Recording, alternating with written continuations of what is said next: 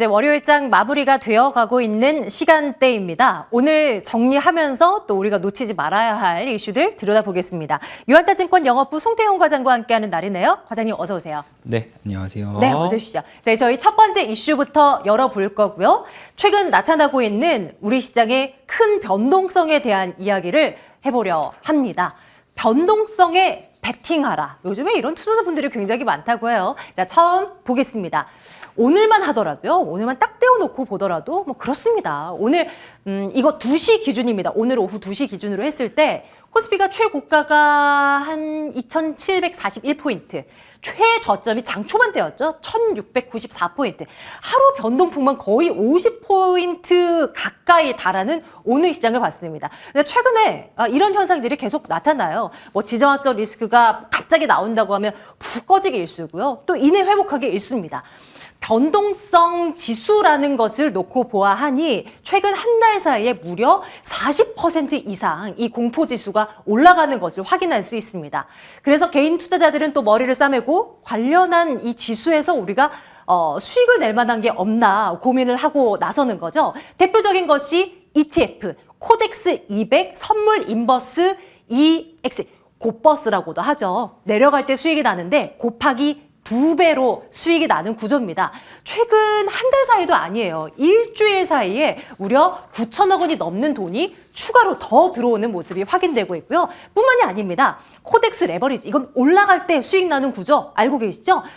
이 또한 최근 한 주 사이에 한 1,000억 원 넘게 돈이 더 유입되는 것이 확인되고 있습니다. 그러면 지난주 금요일만 떼어놓고 볼까요? 삼성전자 그리고 HMM 등등의 종목도 있었지만 코덱스, 선물 인버스, 그리고 레버리지, 그리고 또 아래 또 보면 선물 인버스 등등해서 거래대금 상위 종목에 이런 ETF들이 포진되어 있는 것을 확인할 수가 있었습니다. 그만큼 이제 많은 투자자분들이 관심을 두고 계시다는 건데 증권업계도 이렇게 목소리를 내놓죠.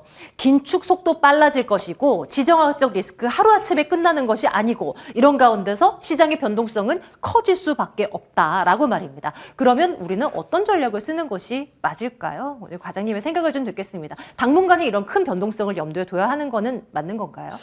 뭐 아무래도 이 변동성 자체가 국내에서 비롯돼서 생긴 사실상 그 변동성이 아니기 때문에 변동성은 계속적으로 커질 수밖에 없는 부분이 있게 될 거고요.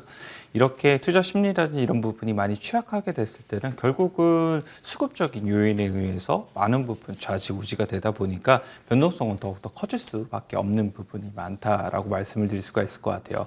그러다 보니까 아무래도 개인 투자자분들께서는 뭐 레버리지 상품이라든지 아니면 인버스 상품을 이용을 하셔서 방향성에 대한 베팅을 이제 많이 하시기 시작을 하게 될 텐데 저는 그런 부분에 있어서는 충분히 투자 아이디어로서 활용을 할 수 있기는 하겠지만 이러한 이제 ETF를 이용하시는 분들은 꼭 대응을 더 많이 해야만 한다. 라고 말씀을 드리고 싶어요. 그게 무슨 말인가요?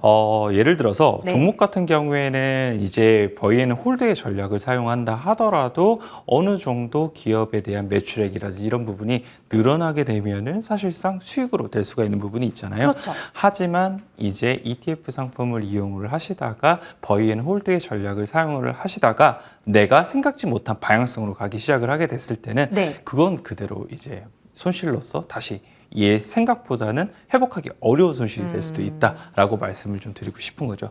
특히나 이제 레버리지형 상품들 같은 경우에는 이 지수하고 가격대 자체가 많이 괴리가 나기 시작을 하게 되면은 다시 그 지수로 오게 된다 하더라도 사실상 가격 자체는 거기에 도달하지 못하게 되어 있거든요. 그래서 이런 부분도 어느 정도는 알고 거래를 하셨으면 좋겠다라고 말씀을 드리고 싶고요. 사실 제가 왜 이런 말씀을 드리냐면은 방향성에 대한 부분을 사실상 예상을 하고 그거를 맞춘다는 가정 하에 이제 ETF를 방향성 매매를 하는 거잖아요. 그렇죠? 그런데 사실 70%의 확률로서 이런 부분을 맞추게 된 것도 사실 엄청나게 높게 맞추는 건데 결국 그러한 이제 이 70%의 확률에 대한 투자를 무한 시행을 하다 보면 확률은 0의 수렴할 수밖에 없다는 거죠. 그래서 그런 점을 생각을 해봤을 때에는 내가 ETF를 투자를 할 때에도 어느 정도 손절 라인이라든지 아니면은 추가적인 투자 비중을 충분히 운영을 하실 수 있는 능력이 있으신 분들만 사실상 거래를 하시는 게 필요하다라고 말씀을 드리고 싶고요. 뭐 일반 투자자 분들 같은 경우에는 그냥 기계적으로 내가 마이너스 5% 정도 나게 됐을 때 일단 자르고 나온다라고 생각을 하시면서 대응하셨으면 좋을 것 같습니다. 그러니까 막 우리가 뭐 한 종목을 선택해서 이 종목으로 뭐 20%, 30% 수익을 내야지 뭐 이런 개념과는 좀 다르게 접근을 해야 하는 거군요. 이게 지나고 나면 너무나 쉽게 당연히 그때 레버리지 사서 그랬었어야지라고 말씀을 하시겠지만 그러니까요. 네. 이게 사실상 그러다가 한 번씩은 꼭 반대경으로 가게 되기 시작을 네, 하거든요. 네. 근데 지수가 생각보다 그런 거에서 20%의 지수가 만약 예를 들어 10%의 지수가 올라간다고 쳐요. 예를 들어서 네. 그러면 레버리 인버스 고버스 같은 경우에 마이너스 20%가 이제 그렇죠. 그냥 이 손실이 단순 나게 계산으로요? 되잖아요. 단순 계산으로. 그런데 그런 부분이 계속적으로 이 지지부진하게 밑에서 계속 움직이다 보면은 가격은 계속 많이 떨어지게 되면서 나중에 지수가 내가 샀던 가격대 지수가 원다 하더라도 네. 그게 복구가 안 되게 돼요. 그렇게 되다 보니까 생각보다는 이러한 이제 방향성적인 측면에서 매매를 하고 싶으신 분들은 내가 대응력을 좀 어느 정도는 갖고 있으신 분들 위주로서 네. 더 하시는 것이 맞다. 이렇게 말씀드릴 수 있을 것 같습니다. 우리 투자자분들의 어떤 그 매매 기술이 상당히 이제 과거에 비해서는 아주 좋아지고 높아진 수준이 높아진 거는 사실이에요. 그래서 이제 이런 쪽으로 관심을 두는 우리 투자자분들도 많으시겠지만 그래도 혹여나 여기에 이제 처음 접하신 분들이라면 조금은 주의를 해서 또 관련한 상품을 좀 봐야 되겠다 하는 생각을 또 해보게 됩니다. 어쨌거나 이런 아이디어 있다라는 거 여러분들도 참고를 해두시죠. 이제는 조금 더 탄탄한 이야기로 가겠습니다. 실적에 기반한 섹터 혹은 종목이 있다면 이런 쪽으로 가야지라는 투자 아이디어를 한번 열어보도록 하겠습니다. 사실 지난 4분기 실적 잘 나온 기업들이 그렇게 많지는 않습니다만 실제 상황은 이렇습니다. 둘 중에 하나는 어닝 쇼크라는 이야기가 나올 정도로 실적이 부진해요. 물론 이제 4분기 자체가 뭐 일회성 비용도 나오기 마련이고 하다 보니까 생각했던 것보다 실적이 안 나오는 경우도 있긴 합니다. 그래도 실적이 잘 나오고 있는 쪽은 분명히 있습니다.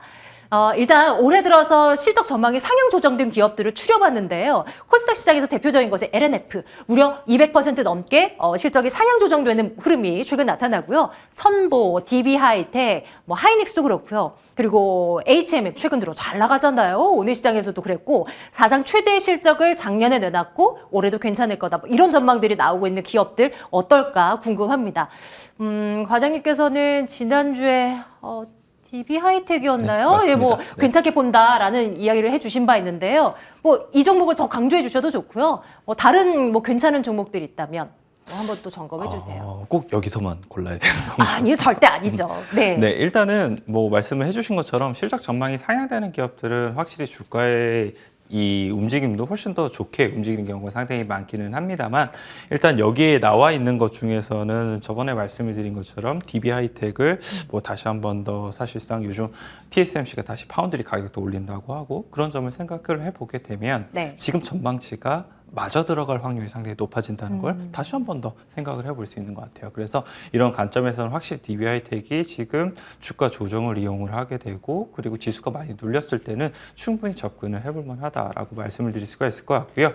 2차전지 내에서 보게 되면은 사실 좀 고민을 했어요. 첨보를 할까 아니면 네.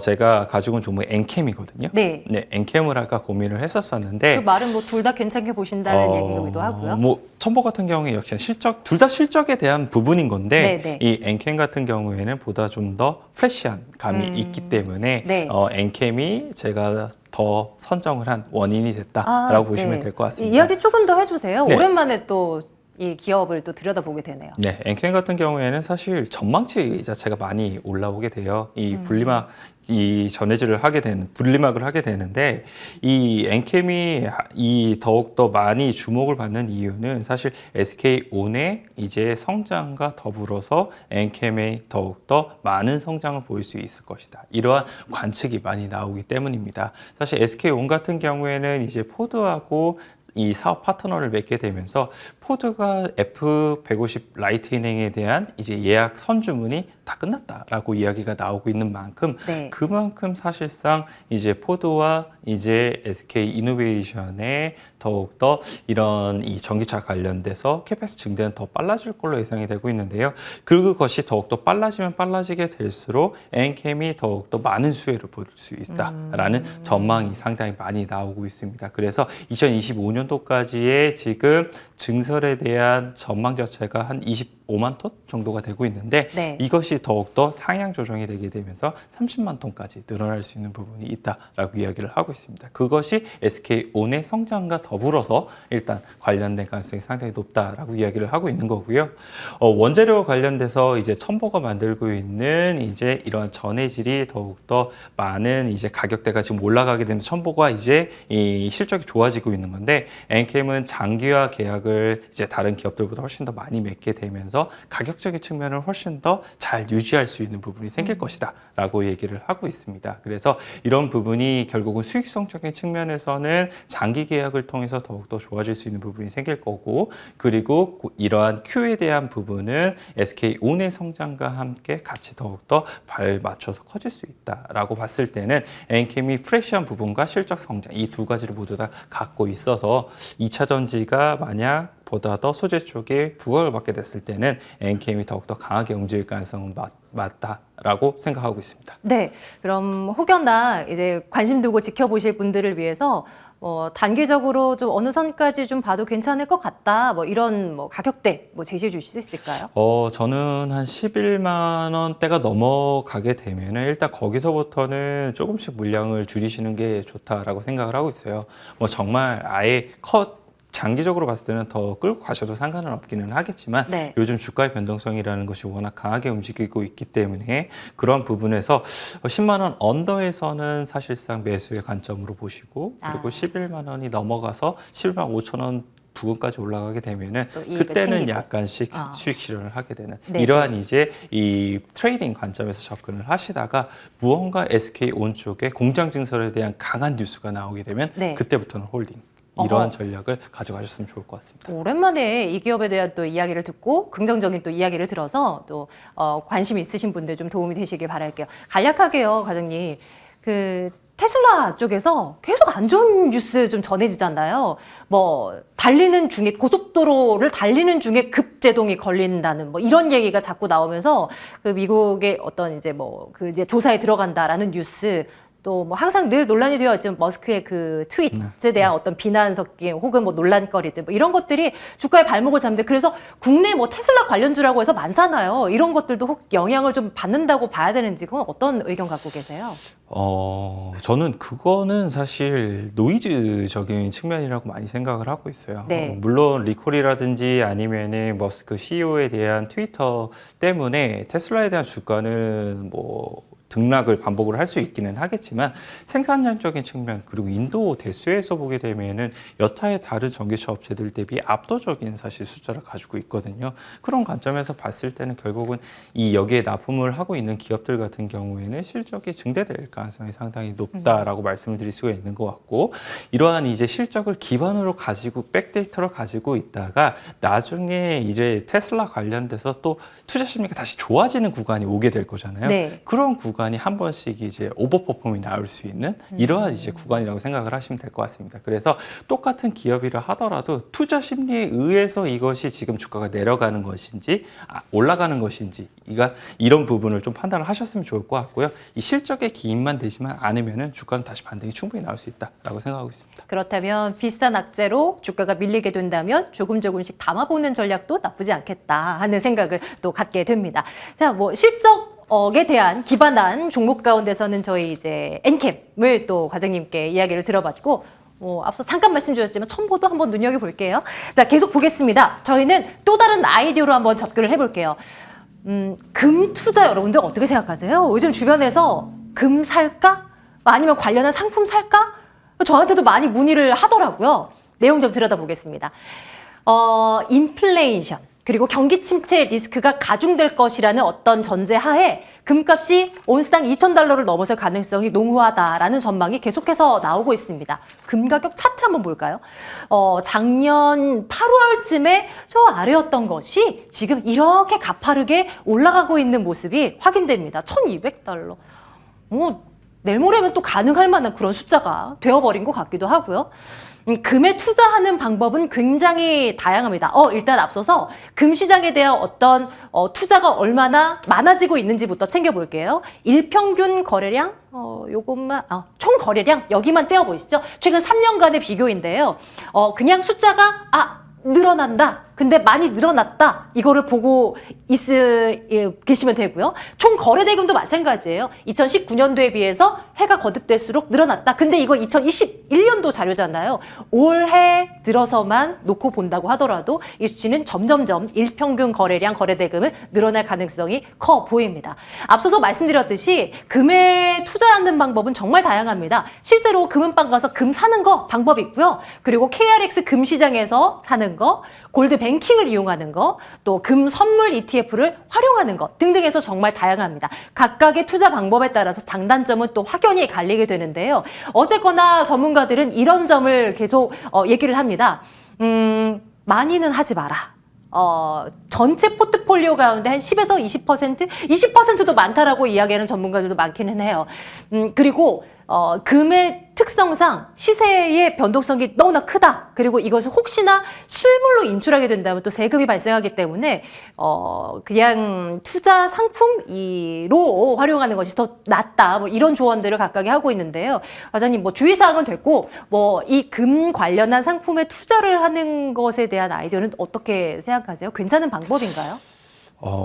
저는 사실 그닥 권장하지는 않아요. 왜요? 왜냐면은 가장 네. 중요한 것은 사실상 가격 전망이 가장 중요하지 않을까라고 생각이 되는데, 얼마 전에 사실 이 금 관련된 투자가 더욱더 이야기가 많이 나오게 된 게 온스당 1,900달러가 넘어가게 되면서 거기서부터 이제 이야기가 많이 나오기 시작을 했거든요. 네. 그런데 이제 UBS에서 사실 금 가격 관련돼서 이 보고서가 나왔어요. 가격 전문 보고서가 나오게 되는데, UBS에서는 이제 우크라이나 관련돼서 이러한 전쟁에 대한 부분을 제외하고 나서는 사실상 금 가격이 지금보다는 아래로 내려갈 가능성이 상당히 높다라고 이야기를 하고 있습니다. 네. 그래서 베이스 시나리오가 1,650불이에요.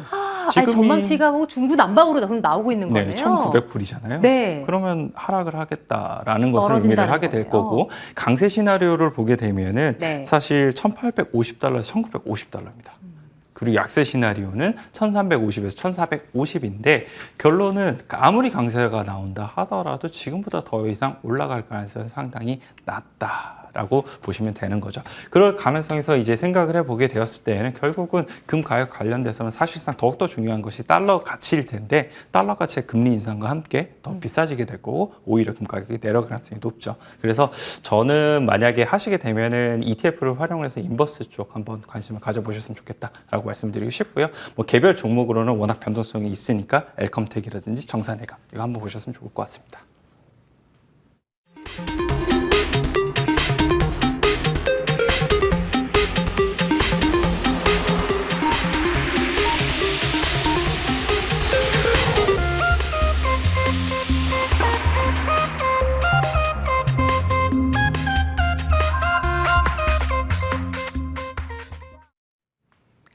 월요일장이었습니다. 아유, 수고 많으셨습니다. 장 초반에는 앞서서도 계속 말씀드렸지만 시장 많이 밀리는 줄 알았잖아요. 그래도 거의 낙폭을 다 만회하면서 마무리되는 시장이어서 그래도 한 주의 시작이 나쁘지는 않다. 뭐 이 정도로 오늘 하루를 마무리 지을 수 있을 것 같습니다.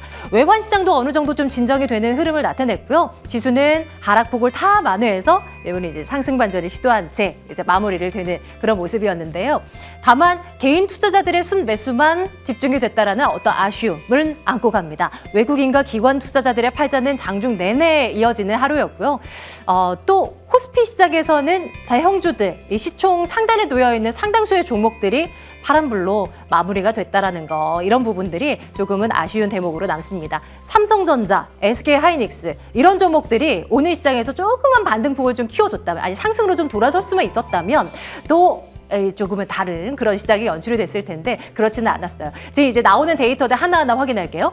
원달러 환율은 지난 금요일보다 3원 80전 내린 1190 2원대로 다시금 안정되는 모습 확인되고 있습니다. 이번 주죠. 미국과 러시아의 회담이 예정되어 있는데요. 이런 부분들에서 뭔가 평화로운 이야기가 들려오길 투자자들은 내심 바라는 눈치입니다. 지금 보시는 것처럼 코스피는 2,743포인트 거의 보합선에서 마무리를 짓는 모습 확인되어 있고요. 코스닥 지수 상승으로 반전하면서 마무리가 됐을까요? 한번 확인해 보도록 하겠습니다. 새로 들리는 데이터가 있으면 계속해서 보여주셔도 괜찮아요. 개인들은 1,400억 원이 넘는 순매수로 시장을 좀 대응을 해줬고요. 삼성전자 그리고 네이버를 사주면서 그래도 대응을 했던 개인들이었습니다. 개인들 없었으면 오늘 시장 낙폭 좀 두드러졌을지도 모를 일이에요. 코스닥지는 볼까요? 코스닥 지수는 지금 0.29%의 플러스로 돌아서면서 884전에서 마무리를 짓습니다. 하지만 코스닥 시장에서도 개인 투자자들의 순매수만 있었다는 거, 외국인과 기관 투자자들의 순매도 있더라고요. 개인들이 사들이는 모습 확인이 되고 있습니다. 외국인은 그래도 그 가운데서도 오늘 강했었던 엔터주, SM을 그렇게 좀 많이 사들이는 흐름이 장중엔 좀 나타나더라고요. 기관이 마감 기준으로는 200억 원 순매수로 돌아온 모습도 확인이 가능합니다. 시총 상단을 좀 볼까요? 코스피 시총 상단은 이렇게 다 파란불이었습니다. SK하이닉스도 1% 넘게, 삼성전자는 그래도 낙폭 줄였네요. 약보합선 마무리를 짓고요. 코스닥 시장 볼까요? 코스닥 시장은 좀 달랐어요. 장중에는 파란불이었던 종목들이 거의 상승불로 돌아서는 모습이었는데요. 특히 LNF가 0.8% 올라서면서 외국인들 러브콜을 받습니다. 기관도 순매수로 대응을 해줬고요. 1등 종목이 셀트리온 헬스케어, 이 종목 볼게요. 셀트리온 3인방 나란히 놓고 보겠습니다. 자사주 매입 소식이 있었습니다. 오후 1시였어요. 셀트리온 쪽에서 지난달에도 한 1,000억 원 정도의 자사주 매입 있었는데 추가로 800억 규모의 자사주를 매입한다. 이 뉴스가 전해지면서 상승 탄력도를 더해갔습니다. 3인방 모두 1에서 2%대, 2% 안팎의 상승으로 마무리를 짓는 모습이었고요. 앞서서 외국인들이 SM 많이 샀다 말씀드렸는데요. 엔터주들 볼게요. 오늘 JYP 엔터가 7% 넘게 올랐습니다. YG 엔터가 7% 가까이 올랐고요. 이제 위드 코로나 시대를 맞물려서 오프라인 아이돌 그룹의 공연들이 속속들이 나오겠죠. 그리고 일정이 잡힌 BTS 공연도 있고요. 이러면서 공연 재개 기대감에 수익성이 극대화될 수밖에 없다. 이런 이야기가 나오며 관련주들이 이렇게 강한 오늘 하루였습니다. 오늘 이렇게 좀 정리를 해보고요. 내일을 위한 준비를 좀 어떻게 해볼까 궁금합니다. 과장님, 오늘 시장 평가 한 말씀 요약해 주신다면 어떤가요? 의외로 선방했던 하루였다라고 말씀을 드리고 싶고요. 섹터는 계속적으로 쏠림은 있는 것 같아요. 네. 아무래도 지수가 상승이 급격하게 나오긴 많이 어렵다 보니까 섹터 혹은 투자의 아이디어로서 리오프닝이라든지 이런 쪽으로 보다 더 수급이 많이 쏠림이 있다라고 보시면 될 것 같은데 저는 한 가지 이 말씀을 좀 드리고 싶어요. 요즘 대부분의 리오프닝 관련된 종목들이 월간 기준으로 한 25% 정도 상승이 나왔거든요. 네. 거기서 더 뚫고 올라가기 위해서는 정말 무언가 아예 모멘텀적으로 확 바뀌면서 올라가 줘야 되게 될 텐데 그런 부분이 과연 나올 수 있겠느냐는 한번 생각을 해보셨으면 좋겠다라고 말씀을 드리고 싶습니다. 그래서 요즘 가장 중요한 점은 얼마나 더 많이 빠져 있느냐 이게 네. 가장 중요한 것 같아요. 여기서 어떠한 이슈가 사실상 하나 불어들었을 때는 생각보다 주가는 빠르게 올라갈 수 있다라고 저는 생각을 하고 있고요.